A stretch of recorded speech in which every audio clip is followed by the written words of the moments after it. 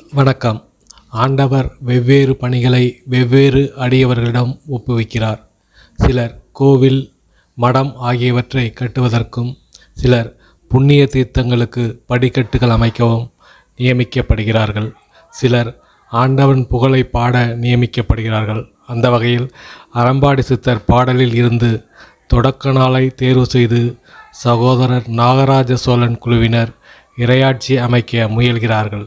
அவர்கள் நாம் வசிக்கும் சென்னைக்கு வந்து தங்கள் பயணத்தை தொடங்கும்போது நேரில் வாழ்த்தி விருந்துண்டு விழாவை சிறப்பிக்கலாம் என விண்ணப்பித்தோம்.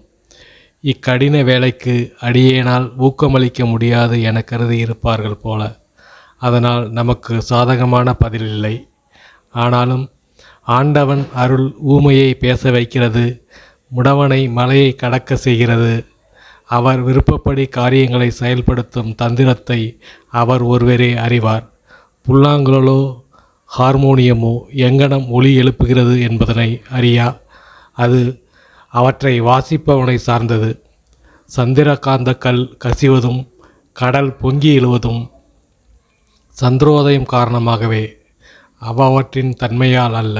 அந்த வகையில் நாமும் அவர்களும் லட்சியத்தால் ஒன்றுபட்டு இருப்பதால் ஒரே லட்சியம் கொண்ட சேனையின் முன்கள வீரர்களாகவே நாகராஜ சோழனையும் அவரது குழுவினரையும் கருதி வாழ்த்துகிறோம்.